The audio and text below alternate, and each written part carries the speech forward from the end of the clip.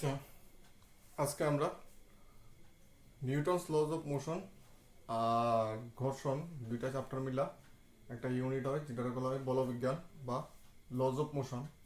ওই চ্যাপ্টার থেকে আমরা কিছু ইম্পর্টেন্ট কোয়েশ্চান দেখুন, যেটি মানে আমার মতে অ্যাকর্ডিং টু মি এটি এক্সামের লেগা খুবই ইম্পর্টেন্ট। ঠিক আছে, তো আজকে আমি কিছু কোয়েশ্চান তোমরা লেখাই দিই, খুব অল্প সংখ্যক কোয়েশ্চান, এগুলা উঠাই আনো। আর যদি আনসারগুলো পাইতে যদি প্রবলেম হয় তাহলে কমেন্ট বক্সে জানাই দিও, বা নাম্বার আছে নাম্বারে কল করতে পারো বা হোয়াটসঅ্যাপও করতে পারো। তো বেশিরভাগ জিনিসেই আমি বা অলমোস্ট সব জিনিসেই আগের যে তিনটা ভিডিও আছে, laws of motion part 1, laws of motion part 2 আর ফ্রিকশন বাংলা করেছিল একটা ভিডিও আছে, এই তিনটা ভিডিওর ভিতরে ম্যাক্সিমাম জিনিস মনে হয় সবগুলো জিনিসই যদি এক ভিডিও সুইটটা জায়গা যাইতেও পারে, তো ওইখানের মধ্যে আমি সবগুলা বুঝাই দিছি। আর তারপরেও যদি কিছু বাকি থাকে তাহলে তোমরা কমেন্ট বক্সে জানিয়ে দিও, তো আমি যদি পারি সলিউশনটি আপলোড করে দেবো ভিডিও বানায়। আর নাহলে তোমরা আমি বুকে কোন জায়গায় আছে করে দেবো। ঠিক আছে, তো কিছু কোয়েশ্চেন আজকে আমি দিয়া দিই, এইগুলা ভালো করে দেখো। অ্যাকচুয়ালি পড়বা তো সবই, নো ডাউট পড়তে তো লাগবো সবই। আর তাছাড়া কিছু কিছু জিনিস আছে যেগুলি খুবই ইম্পর্টেন্ট থাকে পরীক্ষার লিগা, ওইগুলি আমি আজকে সিলেক্টিভ কিছু কোয়েশ্চেন তোমরা দিয়ে দিতেছি, তোমরা সামনে এক্সামের ক্ষেত্রে হেল্পফুল হইল। আর যারা ভালো স্টুডেন্ট তারা তো অবশ্যই তুমি সবগুলো পড়ো, আর কিছু পারলে সাজেশন ফলো না করলেই ভালো। তবে দেখানো অনেকে ডিমান্ড সাজেশন দেন একটা, তো আমি দিয়ে দিতেছি।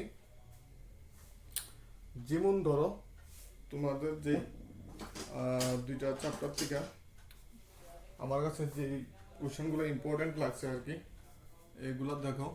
প্রথম যেটা হইলো, যেমন আমরা পড়ছিলাম কি সংঘর্ষ গুণাঙ্ক। সংঘর্ষ গুণাঙ্কটা কি আসলো? দুইটা বস্তুর কাছে আসার আপেক্ষিক বেগ আর সংঘর্ষের পরে দূরে যাওয়ার আপেক্ষিক বেগের অনুপাত। তো ওইখানের মধ্যে পূর্ণ স্থিতিস্থাপক সংঘর্ষ আসলো, পূর্ণ অস্থিতিস্থাপক সংঘর্ষ আসলো, আর আংশিক স্থিতিস্থাপক অথবা অস্থিতিস্থাপক সংঘর্ষ আসলো। তো প্রত্যেকটা সংঘর্ষের ক্ষেত্রে যে সংঘর্ষ গুণাঙ্কগুলা, ওই গুণাঙ্কের ভ্যালুগুলা খুবই ইম্পর্টেন্ট। তাহলে এখানে একটা কোশ্চেন লিখতে পারো শর্ট কোশ্চেনের জন্য, পূর্ণ স্থিতিস্থাপক কমা পূর্ণ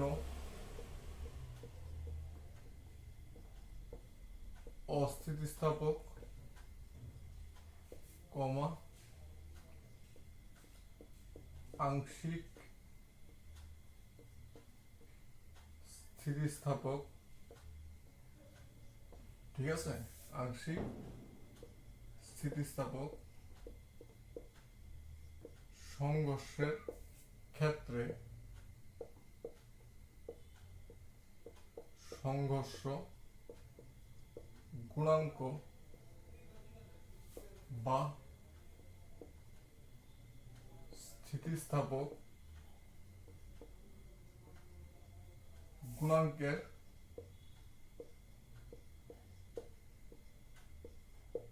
মান কত? ঠিক আছে, পূর্ণ অস্থিতিস্থাপক আংশিক স্থিতিস্থাপক সংঘর্ষের ক্ষেত্রে স্থিতিস্থাপক গুণাঙ্কের মান কত? তো পূর্ণ স্থিতিস্থাপকের ক্ষেত্রে E equals to 1, পূর্ণ অস্থিতিস্থাপকের ক্ষেত্রে E equals to 0, আর আংশিক স্থিতিস্থাপকের ক্ষেত্রে ভ্যালুটা ভেরি করে 0 থেকে 1 এর মধ্যে, মানে 0 greater than E greater than 1। ঠিক আছে, তো এটা একটা শর্ট কোয়েশ্চেন আইতে পারে। তারপর যেমন আমরা দেখছিলাম কোয়েশ্চেন নাম্বার 2, রকেট বা বিমানের কার্যনীতি, এটা আমরা পড়ছিলাম 2 মার্কের লিগা, তো ওইটাও দেখতে পারো 2 মার্কের লিগা, রকেট বা বিমানের কার্যনীতি। বা এটাতে যদি শর্ট কোশ্চেন দেয় তাহলে কইতে পারে যে রকেট বা বিমানের কার্যনীতি কোন নীতির উপর প্রতিষ্ঠিত? ঠিক আছে, তো এটার আনসার কি? এটা হলো রৈখিক ভরবেগের সংরক্ষণ নীতি। সংরক্ষণ নীতি, ঠিক আছে। রকেট বা বিমানের কার্যনীতি কোন নীতির উপর প্রতিষ্ঠিত?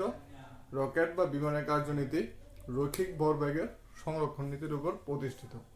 কেন? কারণটা হইতেছে কি, সেটা রকেট যখন লঞ্চ করে তখন, বা রকেট যখন উড়ে বা জেট প্লেন যখন উড়ে তখন সে কি করে, তার যে গ্যাস চেম্বার আছে ওই গ্যাস চেম্বার থেকে যখন চিকন পথে গ্যাসটা নির্গত হয় তখন গ্যাসটার উপর হেভি বল প্রয়োগ করে বা তারে খুব বেশি ভেলোসিটিতে বা বেগে ধাক্কা দেয়।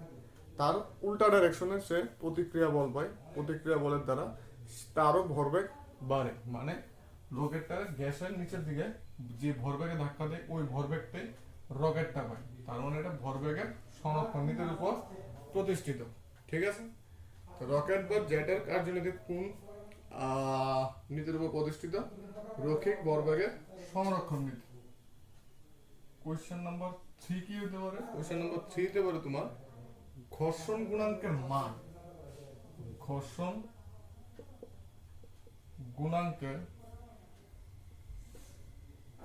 গুণাঙ্কের সর্বোচ্চ এবং সর্বনিম্ন মান কত? তো এটা আমরা জানি ঘর্ষণ গুণাঙ্কের সর্বোচ্চ মান হতে পারে 1 আর সর্বনিম্ন মান হতে পারে 0। যখন সারফেসটা পুরো ফ্রিকশনলেস থাকে মানে মসৃণ থাকে তখন ঘর্ষণ গুণাঙ্কের মান হয় 0, আর যখন এটা পুরো অমসৃণ থাকে তখন হয় এটা মান 1। ঠিক আছে, তারপর যেমন কোশ্চেন হতে পারে এগুলো লেখাই দিছিলাম। দ্রুতগামী যানের বা রকেটের বা গাড়ির আকার ধাররেখ করা হয়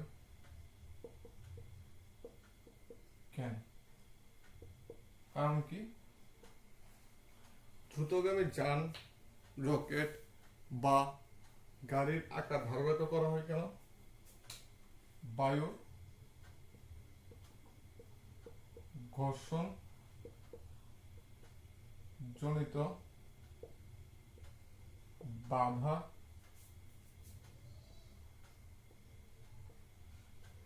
প্রতিহত করার জন্য। কারণ কি লেখা? কারণটা হইতেছে কি, সেটা ধাররেখ মানে মাছের মতো সামনের জায়গাটা চিকন আর এরকম থাকবো, তাই এটা যাতে বায়ুর বাধাটিরে খুব ইজিলি কাটটা ছেড়ে যেতে পারে তার লেগে তার আকারটা ধাররেখ করা হয়। ঠিক আছে, এই কোশ্চেনটি উঠে আনো। তারপরে যেমন 5 নাম্বার কোশ্চেন হতে পারে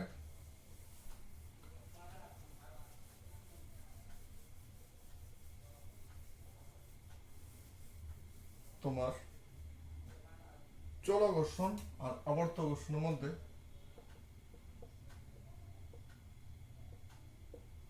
চলঘর্ষণ ও আবর্ত ঘর্ষণের মধ্যে কোনটি বেশি? তো এটা তো আমরা জানি চলঘর্ষণের মান বেশি। কারণ কি? চলঘর্ষণ হলো যখন দুইটা সারফেস একটার থেকে আরেকটার উপর পিছলাইয়া যায়। আবর্ত ঘর্ষণ হইলো যখন একটা আরেকটার উপর রোল করে যায়। তো রোল করার ক্ষেত্রে বলটা কম লাগে, আর পিছলে যখন আমরা নিই তখন বলটা বেশি লাগে। যেমন একটা সিলিন্ডারে যদি আমরা টাইম না নিই তাহলে বল বেশি লাগে, কিন্তু আমরা দুইটারে রোল করে নিই তুলনামূলক বলটা কম লাগে। তার মানে চল ঘর্ষণের মান হয় বেশি, আবর্ত ঘর্ষণের মান হয় কম। তারপর এটার মধ্যে আরেকটা কোয়েশ্চেন হতে পারে, বল বেয়ারিং বা রোলার বেয়ারিং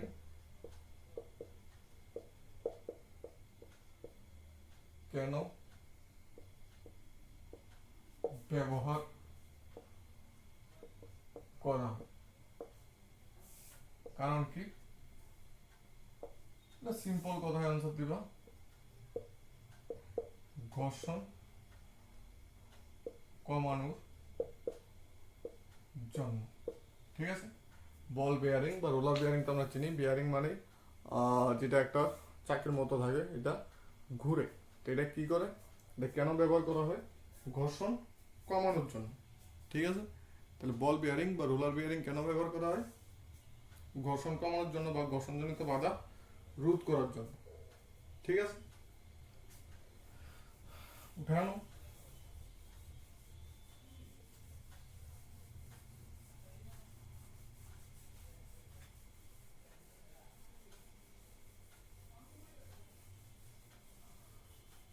তারপর কিছু লেখা দিই 2 মার্কের কোশ্চেন।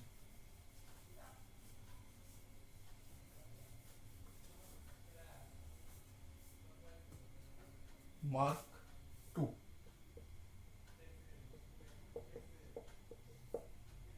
এক নম্বর কি দিতে পারে, যে বস্তুর ভরই জাড্যের পরিমাপ নির্দেশ করে, ব্যাখ্যা করুন।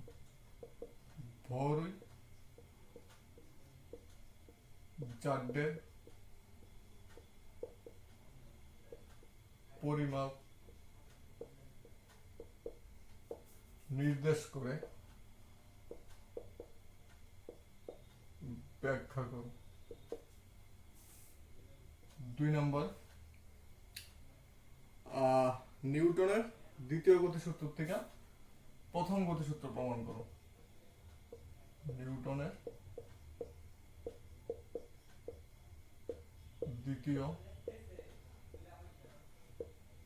গতিসূত্র থেকে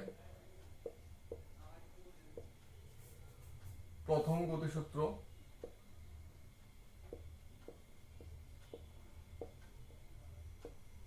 প্রমাণ করো। ঠিক আছে, প্রথমটার আনসার কি দিবা? বস্তুর ভরে জাড্যের পরিমাপ নির্দেশ করে। জাড্য কি? প্রথম কথা হচ্ছে জাড্য হইল স্থির বস্তুর স্থির থাকার ধর্ম, আর গতিশীল বস্তুর গতিশীল থাকার ধর্ম। তো দেখা যায় যে যে বস্তুটার ভর বেশি ওইটা স্থির থাকা বা গতিশীল থাকার প্রবণতাটা বেশি, তার মানে তার জাড্যটা বেশি। উদাহরণ কি দিবা? যেমন একটা বুকরে যদি আমরা টেবিল থেকে সরাইতাম চাই, তাইলে আমরা যে বল প্রয়োগ করতে লাগে, এখন যদি আমরা একটা খাটরে বা টেবিলটারই সরাইতাম যাই, আমরা তুলনামূলক বেশি বল লাগবে। তার মানে কি, খাট বা টেবিলটা বুকের তুলনায় সে স্থির থাকতে চাইতেছে বেশি, তার মানে তার স্থিতিজাড্য বেশি। কারণ কি, তার ভরটা বেশি। গতিজাড্য উদাহরণ কি দিবা? সমবেগে ধাবমান বা সমবেগে চলমান একটা ট্রাক আর একটা বাইসাইকেলরে থামাইতে আমরা ট্রাকের ক্ষেত্রে বেশি বল প্রয়োগ করতে লাগে। কারণ কি, ট্রাকটা বেশি পরিমাণ গতিজাড্য নিয়ে চলতেছে, মানে সে গতিশীল থাকতেও বেশি চাইতেছে, তার লিগে আমরা ট্রাকের ক্ষেত্রে বেশি বল প্রয়োগ করতে লাগতেছে। আর সাইকেল তুলনামূলক কম চাইতেছে গতিশীল থাকার লিগা, তাই আমরা সাইকেলটারে ইজিলি থামাই লেতাম পারি। ঠিক আছে, এটা হলো বস্তুর ভরই জাড্যের পরিমাপ নির্দেশ করে, এটা আনসার। নিউটনের দ্বিতীয় গতিসূত্র থেকে প্রথম গতিসূত্র প্রমাণ করতে। তো নিউটনের দ্বিতীয় গতিসূত্র প্রথমত কি আসলো, যে কোনো বস্তুর উপর প্রযুক্ত বল তার রৈখিক ভরবেগের পরিবর্তনের হারের সমানুপাতিক। ঠিক আছে, কোনো বস্তুর উপর প্রযুক্ত বল বা কোনো বস্তুর রৈখিক ভরবেগের পরিবর্তনের হার প্রযুক্ত বলের সমানুপাতিক। তার মানে রৈখিক ভরবেগের পরিবর্তন বলতে M V minus M U by T, এটা হইল এফ। ঠিক আছে, তাহলে এখানে ইউ হইল বস্তুর প্রাথমিক বেগ, ভি হইল বস্তুর অন্তিম বেগ, আর এম হইল বস্তুর ভর। ঠিক আছে, এফ হইল প্রযুক্ত বল, টি হইল টাইম। তো এই ক্ষেত্রে যদি আমরা এফ ইকুয়ালস টু 0 করি, যদি এফ ইকুয়ালস টু 0 হয় তাহলে M V minus M U by T equals to 0, তার মানে M V minus M U equals to 0, তার মানে M V equals to M U, তার মানে ভি ইকুয়ালস টু ইউ। তার মানে বস্তুর অন্তিম বেগ আর প্রাথমিক বেগ ইকুয়াল হইব। আর এটা কোন সময় সম্ভব? যখন বস্তু সমবেগে গতিশীল হয়। তার মানে বাইরের থেকে যদি কোনো বস্তু কোনো বল প্রয়োগ করা না হয়, মানে এফ ইকুয়াল টু 0, তাহলে যে বস্তু রেস্টে আছে, মানে যদি তার ইউটা 0 হয়, ভিটাও 0 হইব, যেটা স্থিরাবস্থায় আছে ওইটা সবসময় স্থিরাবস্থায় থাকবো, আর যেটা গতিশীল আছে এটা সর্বদা সমবেগে গতিশীল থাকবো। এটাই হলো তোমার প্রথম সূত্র। তার মানে আমরা নিউটনের দ্বিতীয় গতিসূত্র থেকে প্রথম গতিসূত্র প্রমাণ করে দিলাম। ঠিক আছে, তারপর আরেকটা জিনিস আমরা আলোচনা করছিলাম, এটা বোঝানোর সময় আমি কয়ে দিয়েছিলাম যে খুবই ইম্পর্টেন্ট, বলের ঘাত ও ঘাত বলের মধ্যে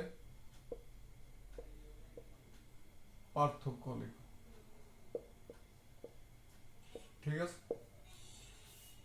বলের ঘাত আর ঘাত বলের মধ্যে পার্থক্য। তারপর বলতে পারো যে দেখাও যে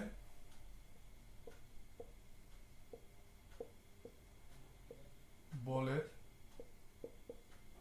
ঘাত ইকুয়ালস টু বস্তুর ভরবেগের পরিবর্তন। ঠিক আছে, তো বলের ঘাত আর ঘাত বলের মধ্যে পার্থক্য বলতে প্রথমত বলের ঘাতটা কি? বলের ঘাত হলো তোমার বৃহৎ মানের বল যখন অল্প সময়ের লিগা কোনো বস্তুর উপর প্রয়োগ হইব তখন এটাকে কইব ঘাত বল। আর বলের ঘাত হলো তোমার বল আর সময়ের গুণফল।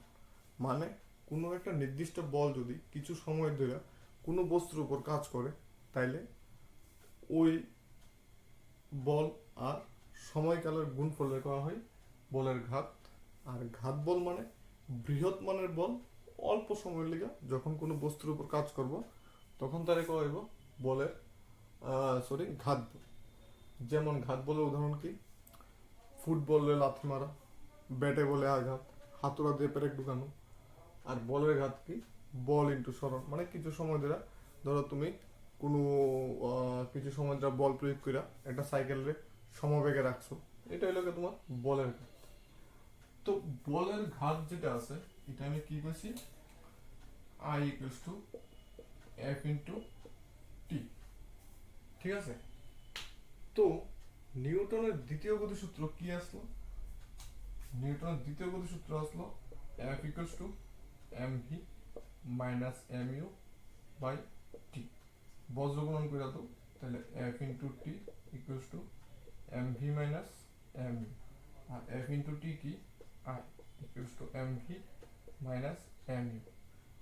ঠিক আছে, তার মানে বলের ঘাত ইকুয়ালস টু ভরবেগের পরিবর্তন।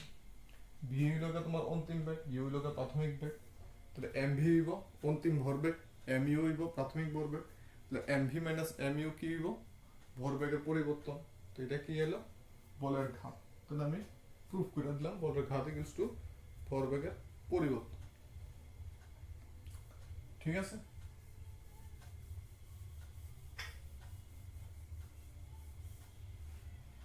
তারপর ঘর্ষণ কোণ আর ঘর্ষণ গুণাঙ্কের মধ্যে সম্পর্ক। ঘর্ষণ কোণ এবং ঘর্ষণ গুণাঙ্কের মধ্যে সম্পর্ক প্রতিষ্ঠা করো। ঠিক আছে, তারপরে কি হইতে পারে, যেটা কোনো বস্তুকে ঠেলা অপেক্ষা টানা সহজ কেন? কোনো বস্তুকে ঠেলা অপেক্ষা টানা সহজ কেন? ঠিক আছে, তো প্রথমে আমরা দেখি ঘর্ষণ কোণ আর ঘর্ষণ গুণাঙ্কের মধ্যে সম্পর্কটা। এটা সবাই জানো, খুব ছোট্ট একটা সম্পর্ক, কোনো প্রবলেম নাই, ভেজাল নাই।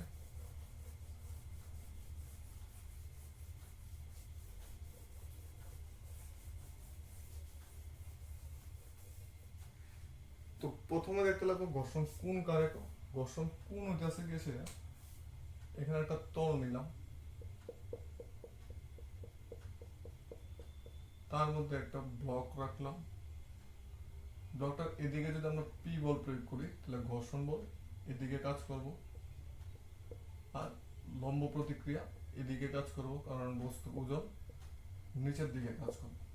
ঠিক আছে, ঘর্ষণ কোণ হইল ঘর্ষণ বল আর লম্ব প্রতিক্রিয়া লব্ধি, এই দুইটা বলে লব্ধি লম্ব প্রতিক্রিয়ার সাথে যে কোণটা করে তারে কোয়া হয় ঘর্ষণ কোণ। ঠিক আছে, ঘর্ষণ বল আর লম্ব প্রতিক্রিয়া লব্ধি লম্ব প্রতিক্রিয়ার সাথে যে কোণ করে তাকে বলা হয় ঘর্ষণ কোণ। ঠিক আছে, তো এটার প্রমাণটা করতে গেলে সিম্পল, এটা যোগ করে দাও, এটা যোগ করে দাও, এটার নাম দাও এ বি সি ডি। ঠিক আছে, তাইলে এখন যদি আমরা এখান থেকে tan থিটা করি, tan থিটা ইকুয়ালস টু, এটা যদি থিটা হয় এটা হইব ভূমি, এটা হইব লম্ব, এটা হইব ভূমি, তার মানে বিসি বাই এবি। আর বিসি কার সমান? এডির সমান, তার মানে এডি বাই এবি। এখন এডি কি? এডি হলো ঘর্ষণ বল F, আর এবি কি? লম্ব প্রতিক্রিয়া R, আর F বাই R কি? মিউ। তার মানে theta equals to tan inverse mu. এটা হলো ঘর্ষণ কোণ আর ঘর্ষণ গুণাঙ্কের মধ্যে সম্পর্ক। ঠিক আছে,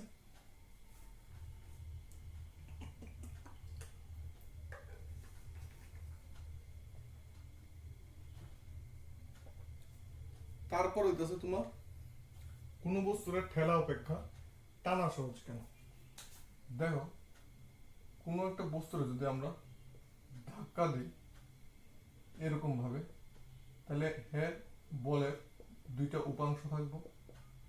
আমরা যদি দেখো এদিকে ধাক্কা দিই, ধরো এটা থিটা, এর এদিকের একটা উপাংশ থাকবো এইচ, এদিকের একটা উপাংশ থাকবো ভি।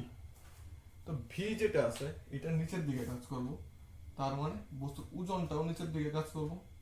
ঠিক আছে, জেনারেলি বস্তুর ওজন সবসময় নিচের দিকে কাজ করে, তাইলে নিচের দিকে দুইটা বল কাজ করব, একটা এমজি আর একটা যে বলটা প্রয়োগ করুন তার উলম্ব উপাংশ, আর অনুভূমিক উপাংশটা তাদের সামনের দিকে নিয়ে যাবে। তো দুইটা মিললে সেটা বস্তুর ওজনটারে কি বাড়াইয়া দিল। ঠিক আছে, তার লেগে আমরা যখন ধাক্কা দিয়ে সরামো তখন বলটা আমরা বেশি লাগবে, কিন্তু বস্তুটা যখন আমরা টান দিয়ে সরামো, এরকম ভাবে টান দিব, তাহলে কি হইব, বস্তুটা এদিকের উপাংশ, ধরো এটারে থিটা ডিগ্রি, এটা ধরলাম এইচ, এটা ধরলাম ভি, বস্তুর ওজন এমজি নিচের দিকে। এখন টান দিলে এফ বলে সেম বলে অনুভূমিক উপাংশটা সামনের দিকে নিয়ে যাব, আর উলম্ব উপাংশটা কি উপরের দিকে কাজ করতেছে, তখন নিচের দিকে যে লব্ধি বল আছে এটা এমজি মাইনাস ভি হইব, যেটা তার অরিজিনাল ওজনটারে কমায় দিব, আর এটা কি করবো, অরিজিনাল ওজনটারে বাড়াইয়া দিব, এমজি প্লাস ভি হয়ে যাবে। তার লিগে কোনো বস্তুরে ঠেলার থেকে টানা সহজ।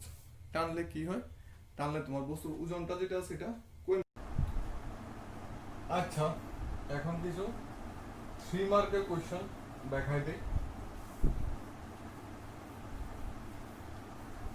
3 3 মার্কের মিন্স কিছু লং আনসার টাইপ কোশ্চেন লেখা দিই।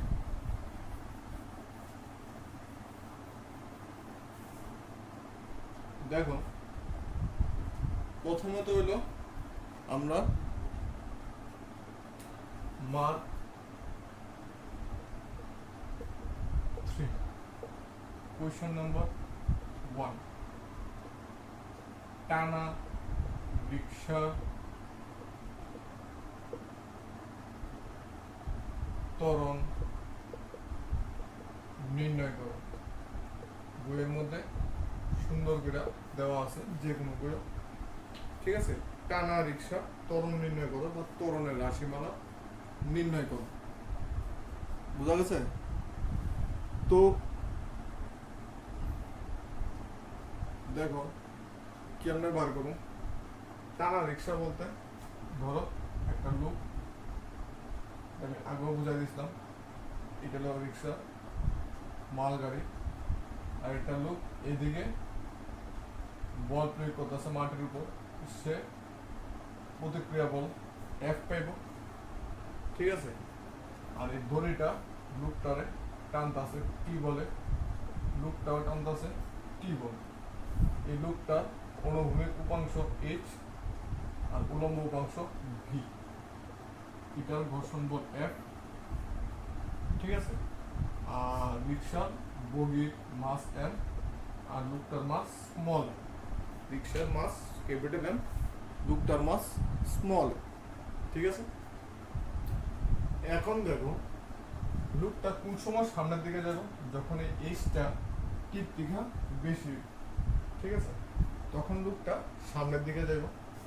যদি দুইটা সাধারণ ত্বরণ এ হয় তাইলে এইচ মাইনাস টি মানে সামনের দিকে ভর ইকুয়ালস টু কি হইব, ভর ইন্টু ত্বরণ মানে লুকের ভর ইন্টু লুকের ত্বরণ, ঠিক আছে। এখন যদি রিক্সাটা কোন সময় সামনের দিকে যাব, যখন তোমার রিক্সার টানটা ঘর্ষণ বল থেকে বেশি হইব, তার মানে এদিকে লব্ধি বল কি হইব, টি মাইনাস, কারণ টি বল এদিকে কাজ করতেছে আর এফ বল এদিকে, তার মধ্যে টি বল বেশি, তাহলে কত বেশি, টি মাইনাস। এটা ইকুয়ালস টু কি হবে, বল মাইনাস বল মানে বল ইকুয়ালস টু ভর ইনটু ত্বরণ।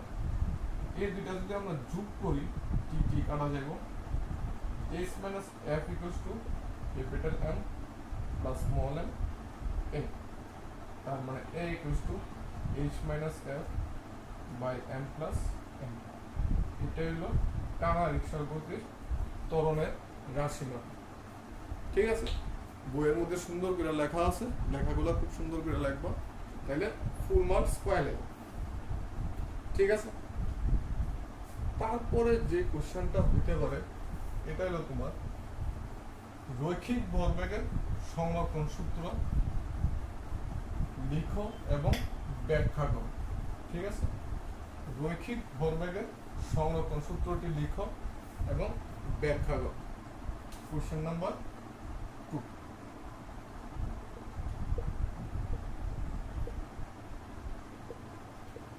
রৈখিক ভরবেগের সংরক্ষণ সূত্রটি লিখো ও ব্যাখ্যা করো। রৈখিক ভরবেগের সংরক্ষণ সূত্রটা কি আসলো, বাইরের থেকে যদি কোনো বল প্রয়োগ করা না হয় তাইলে দুইটা বস্তু পারস্পরিক সংঘর্ষের আগে বা পারস্পরিক সংঘর্ষের পূর্বে যে টোটাল ভরবেগ আছে ওইটা সংঘর্ষের পরের টোটাল ভরবেগের সাথে ইকুয়াল হইব, ঠিক আছে। আবার কইতাছি দুইটা ভিন্ন ভরের বস্তু বা সমভরের বস্তু যদি সংঘর্ষ ঘটায় তাহলে সংঘর্ষের পূর্বে তাদের মোট ভরবেগ এবং সংঘর্ষের পরে তাদের মোট ভরবেগ সমান হবে। ব্যাখ্যাটা কিভাবে দিবা, ব্যাখ্যাটা দিবা দুইটা বস্তু এ এবং বি, ভর হলো m1 m2, বেগ হলো u1 ইউ, এই জায়গার মধ্যে তারা সংঘর্ষ করলো। এ বি M1 M2 সংঘর্ষের পরে তাদের ব্যাগ হইল তোমার ভর সেম হইল, ব্যাগ হইল V1 V2। এই পার্টটা হইল সংঘর্ষের আগে, এটা হইল সংঘর্ষের সময়, এটা হইল সংঘর্ষের পরে। এখন দেখবা রৈখিক ভরবেগের সংরক্ষণ সূত্র অনুসারে সংঘর্ষের আগে মোট ভরবেগ কি M1 U1 plus M2 U2, পরে মোট ভরবেগ কি M1 V1 plus M2 V2। ঠিক আছে, কারণ এটার ভরবেগ কি M1 U1, এটার ভরবেগ কি M2 U2, তো সংঘর্ষের পূর্বে মোট ভরবেগ কি M1 U1 plus M2 U2, সংঘর্ষের পরে এটার ভরবেগ M1 V1, এটার ভরবেগ M2 V2, তো সংঘর্ষের পরে মোট ভরবেগ M1 V1 plus M2 V2। তার মানে রৈখিক ভরবেগের সংরক্ষণ সূত্র অনুসারে এই দুইটা ইকুয়াল হবে। ঠিক আছে, তারপরে আরেকটা জিনিস কি করতে পারো, যে থার্ড কোশ্চেন হইতে পারে কি, থার্ড কোশ্চেন তোমার হইতে পারে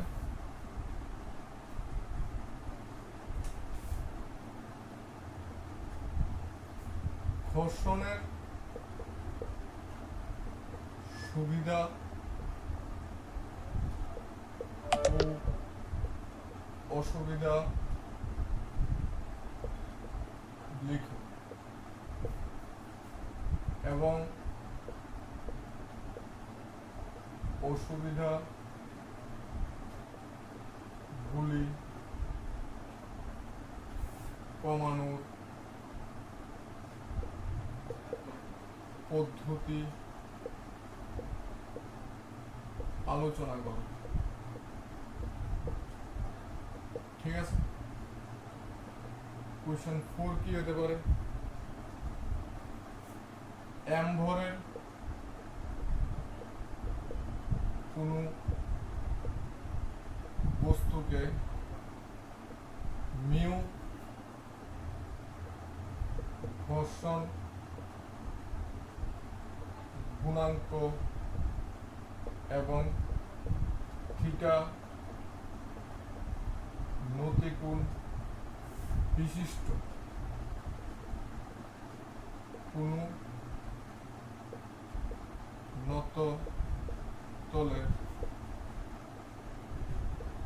উপরের দিকে অবলিক নিচের দিকে,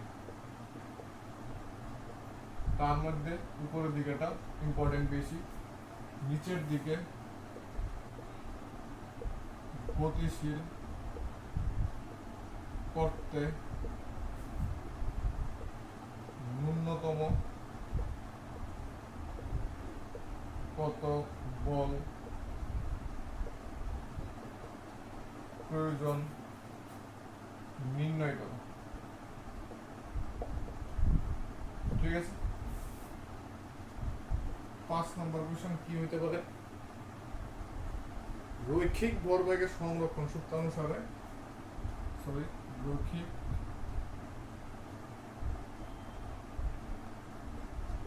ভরবেগের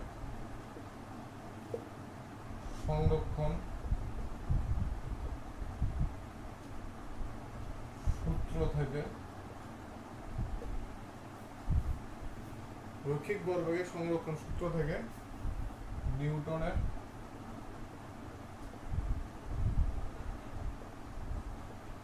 তৃতীয়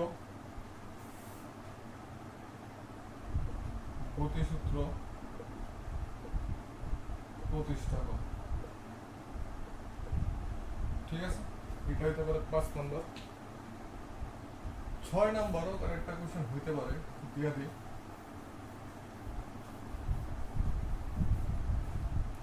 যে দেখাও যে পূর্ণ স্থিতিস্থাপক সংঘর্ষের ক্ষেত্রে দেখাও যে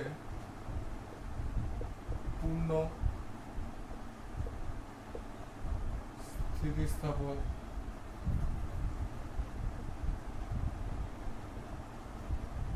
সংঘর্ষের ক্ষেত্রে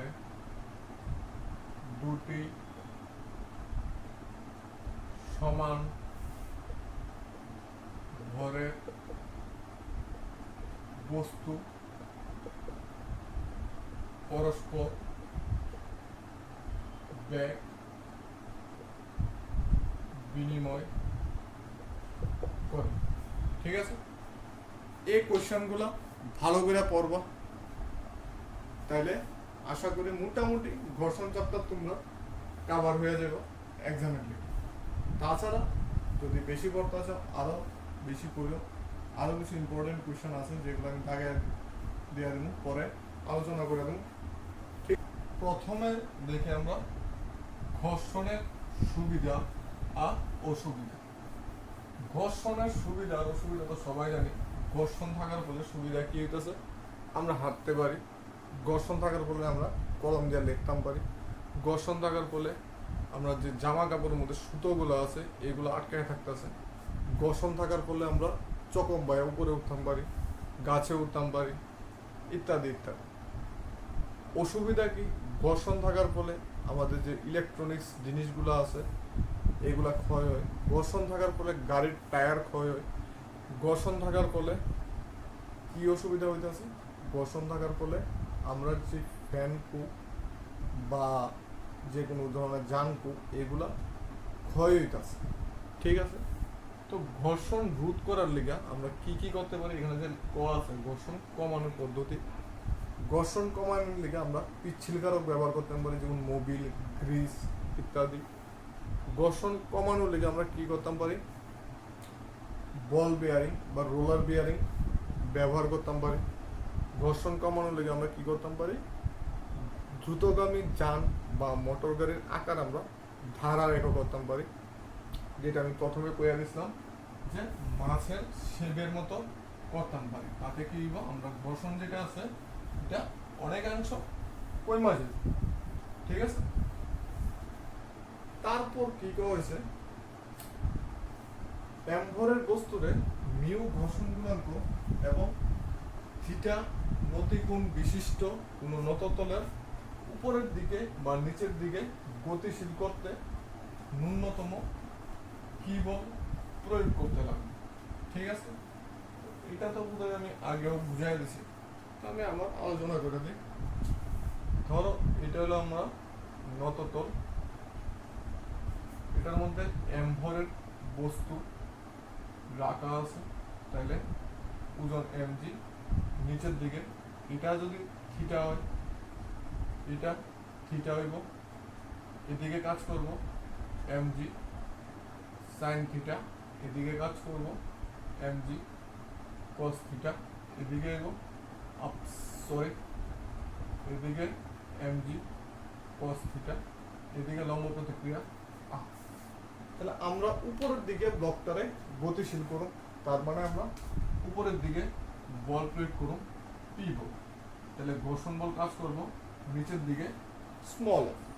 ঠিক আছে, তাহলে আমরা কি লিখতাম পারি, লম্ব প্রতিক্রিয়া r equals to mg cos theta, মানে এই rটা আর এই mg cos থিটা ইকুয়াল হলো, যেহেতু ব্লকটা এখনো স্থির অবস্থায় আছে। ঠিক আছে, ব্লকটা যেহেতু এখনো স্থির অবস্থায় আছে তার লেগে r equals to mg cos theta.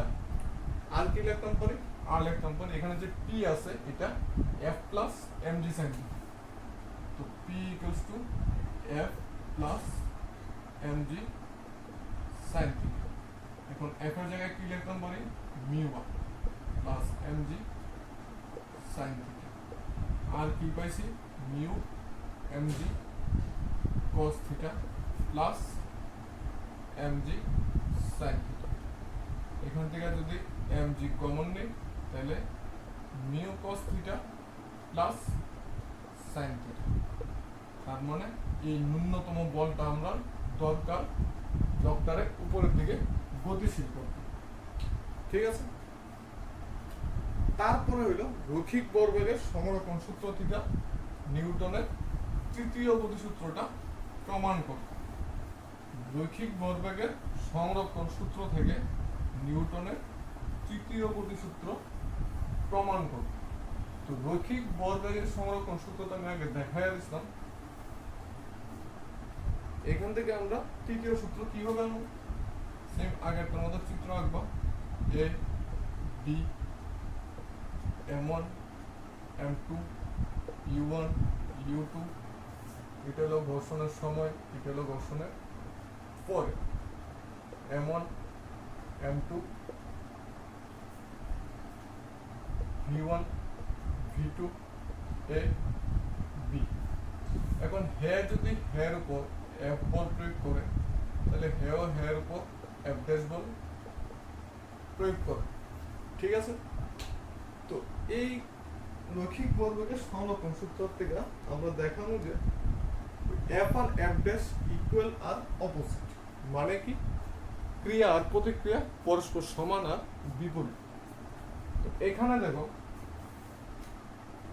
তো হে যদি হের উপর ঘাত বল প্রয়োগ করে, সংঘর্ষের সময় ঘাত বল প্রয়োগ হয়, আর সংঘর্ষের ধরলাম টি সময়ের লেগে হয়েছে, খুব অল্প সময় টি লেগে হয়েছে, তাহলে হে হের উপর যে ঘাত বলটা প্রয়োগ করবো এটার ভ্যালু কি হইব F ইন্টু টি।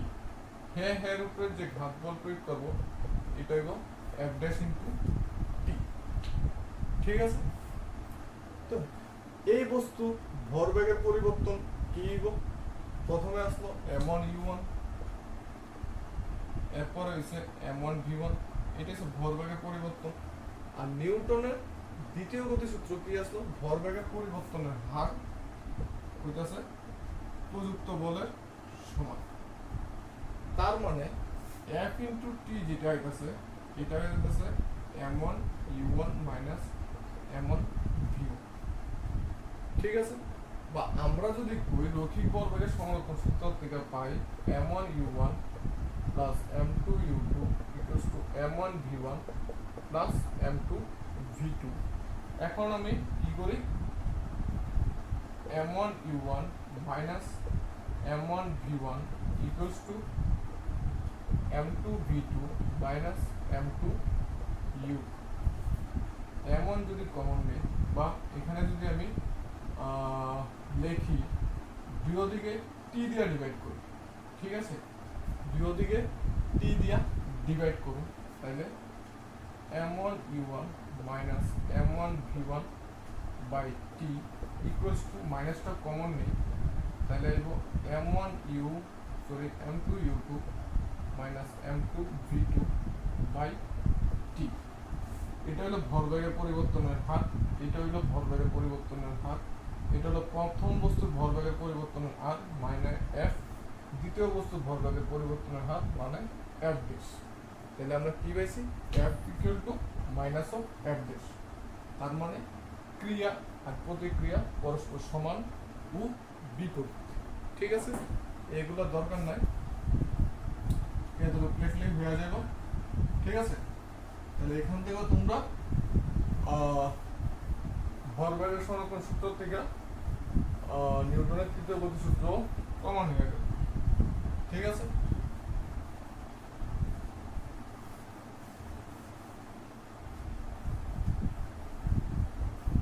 তাহলে আজকে এতটুকু অবধি থাক। এই কোয়েশনগুলো খুব ভালো করে পড়ো এক্সামের লিগে, আর অসুবিধা হইলে কমেন্ট বক্সে জানাও। ঠিক আছে, আবার দেখা হইব ততক্ষণের লিগে, টাটা।